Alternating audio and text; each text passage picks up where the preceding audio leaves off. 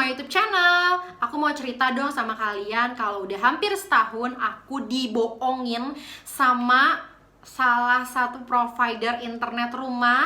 Sampai aku bikin putus sama mereka hubungan dan aku mencabut fasilitas aku sama dia. Kenapa? Karena aku ngerasa dibohongin terus-terusan. Bill aku berubah tiap bulan. Setiap aku komplain itu malah keluar duit yang lebih besar lagi. Nah terusnya promonya nggak jelas. Itu yang bikin aku kesel banget. Jadi masalahnya ini bukan cuma sekedar bill tagihan, akhirnya jadi trust issue. Aku kurang dan nggak bisa lagi percaya sama mereka. Makanya aku memutuskan untuk putus hubungan dengan si provider wifi rumahan ini. Kalau kalian ada yang ngerasa seperti apa yang aku rasain, aku punya tips dan trik untuk menghandle-nya. Atau kalau kalian belum punya pengalaman seperti itu, pokoknya dengerin video ini dari awal sampai akhir, karena ini based on my true story dan aku yakin kalian akan bisa banget dapet ancang-ancang, dapat warning-warning dari aku yang bermakna dan penting banget buat kalian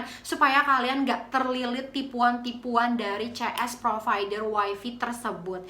Sebelumnya, welcome back to my YouTube channel. Kenalin, nama aku Judith, dan di channel YouTube ini kalian akan menerima banyak banget informasi seputar bagaimana sih kita menghemat uang kita di kehidupan nyata, di kehidupan kita sehari-hari, serta tips dan trik gimana caranya mengelola uang kita. Supaya apa sih? Supaya kita generasi muda semakin bijak lagi mengelola keuangan kita. Yes, berdasarkan my true story gitu ya, yang aku udah alamin, makanya aku bisa berani cerita ke kalian untuk hati-hati terhadap beberapa hal ini. Dan aku punya beberapa tips yang harus kalian ikutin jika kalian mengalami trust issue terhadap provider wifi di rumah kalian. Ini berlaku buat provider wifi seperti Biznet, First Media, My Republic, IndiHome, dan lain-lain banyak di luar sana yang menyediakan fasilitas internet rumahan, berbayarnya itu tiap bulan, dan klaimnya adalah unlimited. Berarti kita bisa mau pakai berapa kali pun, berapa banyak pun nonton YouTube sampai jontor juga bebas gitu ya teman-teman. Ini buat provider wifi yang seperti itu aku omongin sekarang. Yang pertama adalah jangan ada agreement apapun lewat telepon. Kalian sering nggak ditelepon sama CS provider wifi kalian yang menawarkan berbagai promo menarik? Menurut mereka sih menarik. Nah, mereka biasa akan bilang ini, saya minta waktunya ya Bu untuk menjelaskan promo terbaru dari provider kami, gitu kan. Nah, saran aku, bilang aja gini, kalau kalian emang pengen dengerin promonya, bilang aja, boleh nggak tolong dikirimkan ke saya aja lewat email, terms and condition-nya, biar saya pelajari dan saya jawab setuju atau enggak. Yang kedua, kalau kalian emang nggak pengen, mendingan langsung tutup aja teleponnya, bilang maaf ya saya nggak ada waktu. Kalau dia maksa-maksa, udah langsung tutup aja.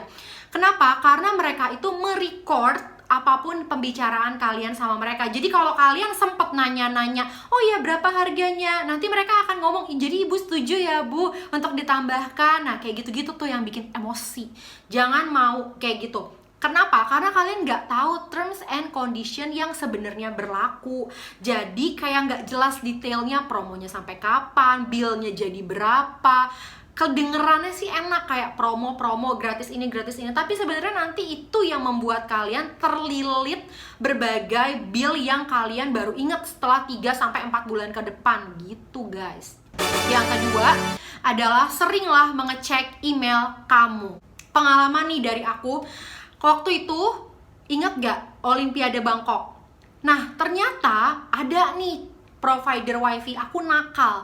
Mereka mengirimkan agreement lewat email, tapi tulisannya gini, jika Bapak Ibu tidak ingin kami kirimkan saluran Olimpiade Tokyo, silakan diklik. Jika Bapak Ibu tidak mengklik, maka kami akan menayangkannya dan memberikan bill sebesar 25.000 tambahan di bulan depan. Itu ngeselin gak sih? Itu maksudnya kan kita tuh kan nggak baca, maka nggak klik. Itu sebenarnya mereka nggak jahat. Tapi menurut peraturan legal Indonesia itu namanya negative confirmation, dan itu halal dan itu legal secara hukum di Indonesia. Jadi kalian harus sering-sering cek email jika ada hal-hal seperti itu. penting banget. Waktu itu untung aku lihat, kalau aku nggak lihat, aku udah kayak ditambahin aja bill aku bulan depan. Ngeselin kan? Yang ketiga, yaitu kamu harus tahu kapan waktunya kamu cetak bill dan deadline pembayaran. Kenapa? Karena cetak bill mempengaruhi waktu bayar kamu. Jika kamu keluar nih bill baru, ya, terus kamu baca, kok berubah ya? Nah, itu harus di warning. Kamu bisa komplain sebelum deadline bayar. Komplainnya lewat apa, Dit? Lewat email. Itu kenapa aku sering banget bilang, gunakan email karena email membuat ada hitam di atas putih. Jadi kamu tuh legal secara hukum untuk ngobrol sama mereka. Jadi kalau misalnya ada sesuatu yang tidak diperkenankan dan kalian naik banding sampai ke hukum, at least di email itu ada hitam di atas putih menandakan apa respon mereka, apa kata-kata mereka, apa kata-kata kamu. Oke, balik ke masalah cetak bill itu. Kalau misalnya ada sesuatu yang tidak kalian suka, kalian bisa komplain. Kalau ada hal-hal yang di luar bill biasa, aku biasanya komplain gitu. Nah, aku akan bilang, saya deadline bayarnya tanggal sekian nih, jangan sampai sekian deadline bayar nih, saya belum diperbarui nih, kayak gitu. Pokoknya cecer terus kalau kamu bener. Yang keempat, komplainlah lewat email, bukan lewat telepon. Kenapa? Yang pertama, telepon itu mahal, coy. Sekali telepon ke CS itu minimal aku 50.000, isi 25, isi lagi 25, itu pulsa. Terus cuman lama gitu responnya, dia harus ngedata dulu, oh ibu yang di mana ya, oh ibu yang ini, kayak gitu, lama banget. Mendingan email aja, email ke CS-nya. Tahu dari mana, Dit, alamat email CS-nya? Lihatlah di aplikasi. Sekarang tuh provider pasti punya aplikasi yang bisa diakses. Jadi ke situ aja email. Mendingan bentuknya tulisan, jadinya bisa terus-terusan balas-balesan seperti apa sebenarnya perkembangan dari kasus yang mungkin sedang kamu hadapi sama provider ini. Berikutnya, tahu kapan kamu deadline bayar beserta terms and condition jika kamu telat bayar. Oke, ini pengalaman aku. Pengalaman aku pernah telat bayar itu aku kena denda 30.000. Tetangga aku dia kena denda baru telat beberapa hari, dia tuh udah dikasih bill bulan depan. Beda kan? Padahal aku sama dia providernya sama. Ngaco kan namanya. Nah, itu tuh maksud aku. Jangan-jangan ada orang-orang nakal di balik layar ini yang membuat jadi berantakan gitu. Aku tahu sih kita harus membayar tanggung jawab kita udah bekerja sama mereka, kita harus bayar dong bill kita. Tetapi jika sesuatu di luar kendali kita ada keperluan mendadak ataupun lupa dan sebagainya sehingga menyebabkan kita terlambat bayar tagihan wifi kita, kalian harus tahu sebenarnya dendanya itu berapa duit dan berapa lama akan dikenakan. Apakah dendanya per hari, apakah dendanya langsung di-include bulan depan, apakah dendanya sampai cetak bill berikutnya, itu harus tahu banget. Dan kalau kalian mau tahu ya kalian email aja sekarang sama provider kalian. Apa yang aku omongin dari tadi nih, terus kalian pengen tahu nih gimana ya gue tahu dari mana nih, langsung aja buka aplikasi, terus klik customer service-nya, terus email, Mbak saya mau tanya dong, saya cetak bill tuh tiap kapan ya, Mbak saya mau tanya dong, saya tuh kalau deadline bayar terusnya lupa bayar tuh berapa duit ya Mbak, kayak gitu-gitu. Tanya aja langsung ke email gitu, karena pasti valid. Yang terakhir, ini aku save terakhir karena ini yang menyebabkan aku putus sama mereka. Karena emang nyebelin banget guys, bener-bener nyebelin karena aku dibohongin. Ini dibohongin, ini trust issue namanya, udah bohong mereka. Yaitu adalah jika kalian mengupgrade paket kalian ke Mbps lebih tinggi, fasilitas lebih banyak, itu boleh-boleh saja, nggak dosa dan nggak salah. Tetapi ketika kalian upgrade, pastikan alat yang ditaruh di rumah kalian juga di-upgrade.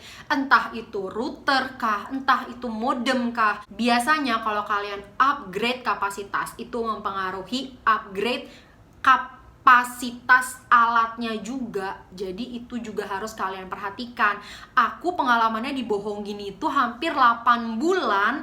Itu aku upgrade paket, tapi aku baru tahu ternyata modemnya nggak diganti. Ibaratnya aku bayar lebih mahal, tapi aku tidak mendapat apa yang aku bayar. Nyebelin banget gak sih? Itu kayak, aduh, emosi banget. Kayaknya tuh ngapain gue selama ini bayar segitu gitu, kok mahal banget. Aku naik sampai 2 kali lipat, tapi aku tidak mendapat modem yang seharusnya aku dapatkan. Kan kesel. Itu semua tips dan trik yang bisa aku kasih tahu ke kalian berdasarkan apa yang aku alami secara nyata. Jadi kalian bisa berjaga-jaga, atau mungkin lagi dalam fase ih kok gue diteleponin nih gitu kan, atau kalian ngerasa kayak kayaknya bill gue udah mulai ngaco nih, naik terus nih. Mendingan kalian langsung komplain, dan ingat saran aku, komplainlah lewat email biar ada bukti hitam di atas putih.